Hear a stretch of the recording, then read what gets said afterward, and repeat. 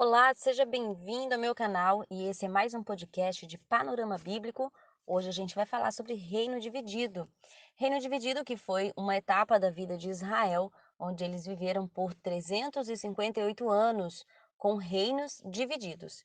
Bom, essa etapa veio logo depois de Reino Unificado, que durou 120 anos, com três reis que foram Saul, Davi e Salomão. Se você quiser saber mais sobre Reino Unificado, assiste aí o podcast anterior a este.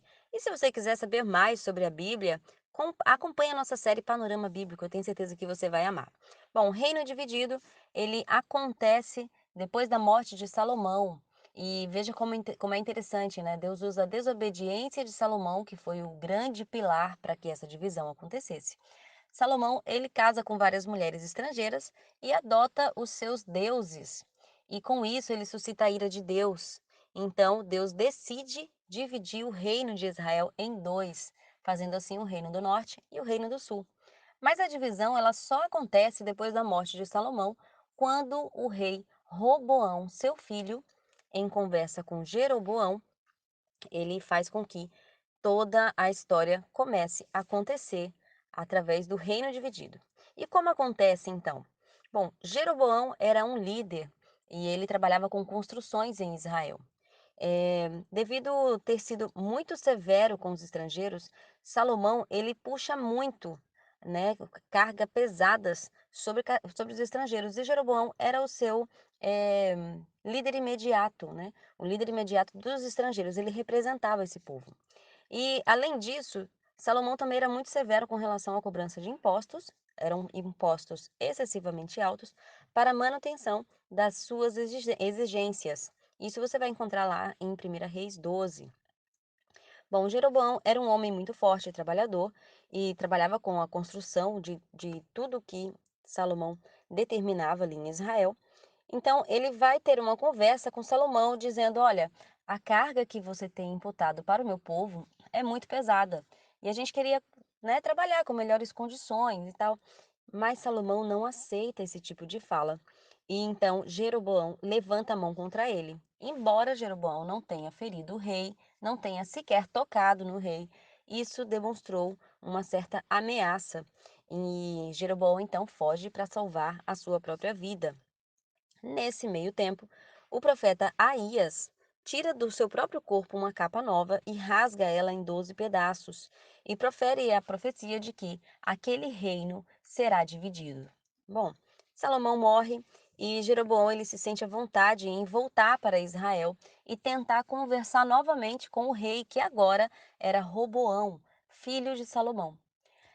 No regresso de Jeroboão para Israel, ele vai então diante dos líderes de Israel conversar com Roboão, pedindo que as cargas de trabalho fossem amenizadas e as condições fossem melhoradas. Veja que ele funciona como um sindicalista, representante da classe trabalhadora, né? E Roboão como o rei, o governante que daria essa resposta. Bom, Roboão então pega conselho com os conselheiros de Salomão e não aceita os conselhos desses homens mais velhos que dizem a ele: olha, amenize a mão, realmente seu pai era pesado com eles, conquiste o coração desse povo. Ele não aceita esse tipo de informação. Então ele vai falar com seus amigos pedindo conselho. E os amigos, é claro, eles vão dizer o seguinte: olha, não seja fraco, seja mais forte que seu pai. Diga a eles que você se seu pai usava chicote, você vai usar escorpiões. Então, ele toma esse conselho. E no segundo encontro de Jeroboão com Roboão, agora não é só os líderes de Israel que está na plateia, mas toda a comunidade de Israel vai ver esse diálogo. Entenda que isso era a parte política também. Por que o povo estava presente? Porque o povo estava cansado daquela cobrança excessiva de impostos. E eles tinham em Jeroboão uma certa esperança de que a vida melhoraria. É sim, gente, é tudo política. Então, o que acontece? O povo de Israel, também insatisfeito com Salomão, vai até o palácio junto com Jeroboão e para sondar as intenções do rei. E quando eles tiveram certeza de que o rei seria pior do que seu pai, conforme ele mesmo falou, né? Então o povo se revolta e abandona o rei Roboão. O povo se levanta junto com Jeroboão, que é intitulado rei de Israel e reina por 21 anos. Jeroboão, que foi o primeiro rei do Reino do Norte que estava sendo então constituído por 9 tribos, que seriam Ruben, Simeão, Zebulon, Issacar, Dan, Gade, Azer, Naphtali, Efraim e Manassés. Efraim e Manassés é considerado uma tribo só, porque são duas meias tribos que representavam José, um dos filhos de Jacó. Bom, o Reino do Sul, então, que ficou para Roboão, ficou com Judá, Benjamim e Levi. Levi, que era uma tribo constituída apenas de sacerdotes. Então, Jeroboão ele fez algumas mudanças que para Israel foi fatal e manchou a história de Israel de uma forma muito relevante. Jeroboão ele impediu que os seus súditos fossem para Jerusalém e ao templo de Salomão prestar culto, pois temia que o povo se unificasse novamente e se levantasse contra ele, porque ele não era filho legítimo de Davi. Então, o reino do norte, ele era reis que não eram da linhagem real. O reino do sul era da linhagem de Davi. Ele também mudou as datas, né, de festividades de Israel, construiu 2 santuários enormes, um em Dan, outro em Betel, construiu um bezerro de ouro e levou o povo a adorar. Constituiu sacerdotes particulares que não eram da tribo de Levi. Bom, o Reino do Norte, em Israel, tem as suas vantagens, por quê? Primeiro, eles eram mais numerosos, eles ficaram com 9 tribos e possuíam terras mais férteis, além das mais importantes fontes de água de todo o país. Isso a mulher samaritana deixa bem claro para Jesus quando fala: olha, as nossas águas são as melhores de Israel, porque foi o nosso pai Isaque que abriu esses poços, né? E Jesus ele fala para ela: olha, se você beber da água que eu tenho para te dar, você vai beber águas vivas fluirão de você e você nunca mais vai ter sede, né? Bom, o Reino do Sul, a vantagem dele era que ficava com a capital de Jerusalém. Jerusalém que ficava na cidade de Jebus, né? Aonde está lá uma visão privilegiada de guerra, num alto monte. Também ficou com o Templo de Salomão e com os levitas, os verdadeiros sacerdotes instituídos por Deus. A capital do Reino do Norte é Samaria, que foi construída depois da morte de Jeroboão, e a capital do Reino do Sul, Jerusalém. A quantidade de reis que passaram tanto pelo Reino do Norte quanto do Sul foram de 20 reis, mas o Reino do Norte ele resistiu por 241 anos, enquanto o Reino do Sul permaneceu por 358 anos. A forma de sucessão dos reis do Reino do Norte foi golpe de Estado, chacina, assassinato e traição. O Reino do Sul tinha sua forma de sucessão na hereditariedade, que é quando o poder passa de pai para filho. Gente, apesar de serem irmãos, o Reino do Norte e do Sul se tornaram inimigos e Israel se aliou com a Síria para destruir Judá. Isso você vai ver lá em 1 Reis 15. Judá se submeteu à Síria e resistiu a Israel na época de Naamã. Você vai ver em 2 Reis 5. E em 722 a.C., os sírios varreram Israel do mapa, fazendo desaparecer a maior parte das tribos. Lá em 2 Reis 17, você vai ver a queda do Reino do Norte, quando eles são levados para o exílio babilônico.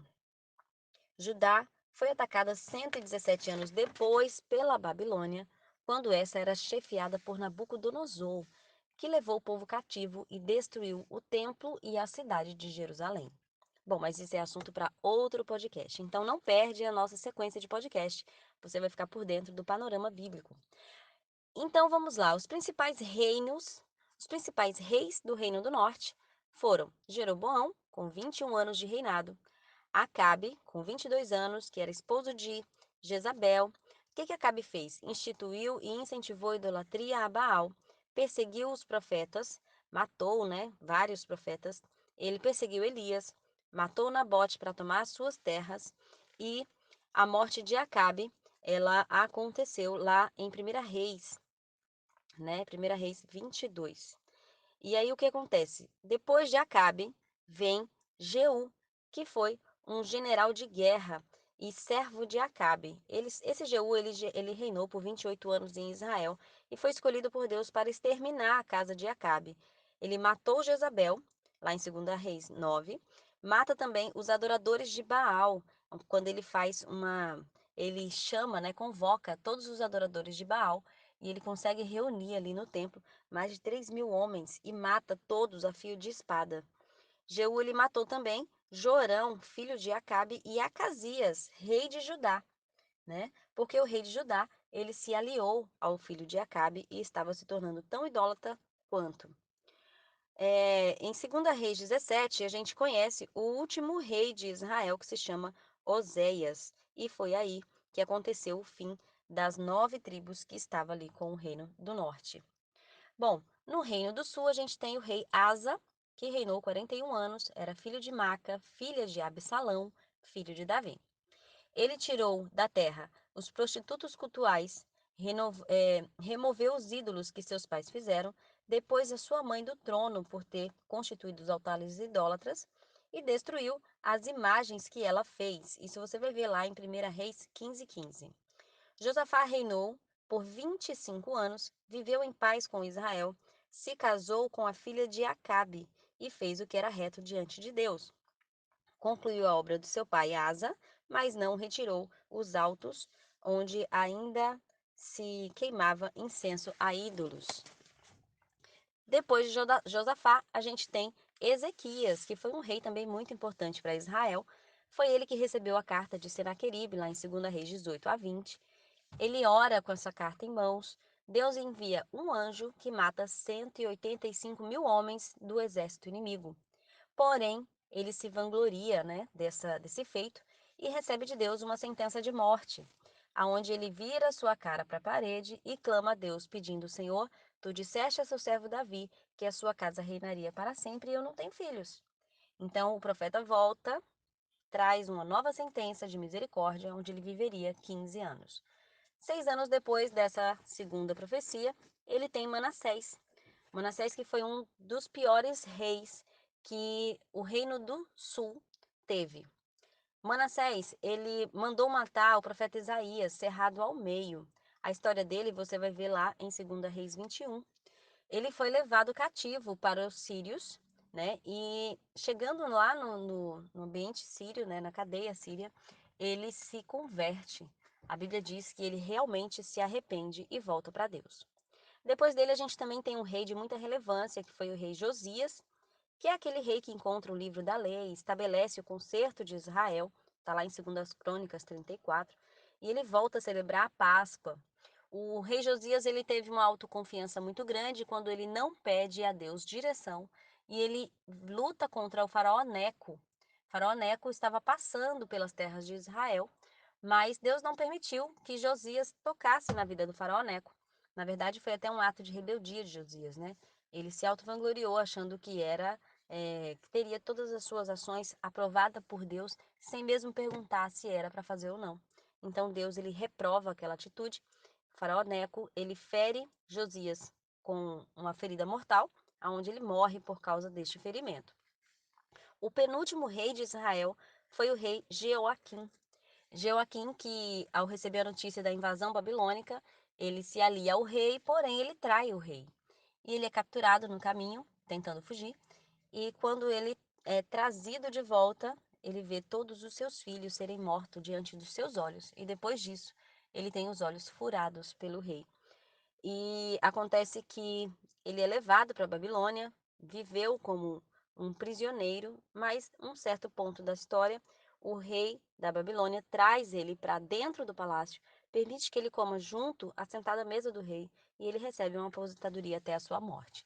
O último rei de Israel, então, foi o rei Zedequias. Bom, se você gostou desse podcast, eu convido você a ficar aqui no meu canal, a se inscrever, a compartilhar, mostrar para o pessoal aí que você conhece, que tem interesse de conhecer um pouco mais da Bíblia. Fica aqui no canal, porque a gente ainda vai ter mais podcasts falando sobre panorama bíblico.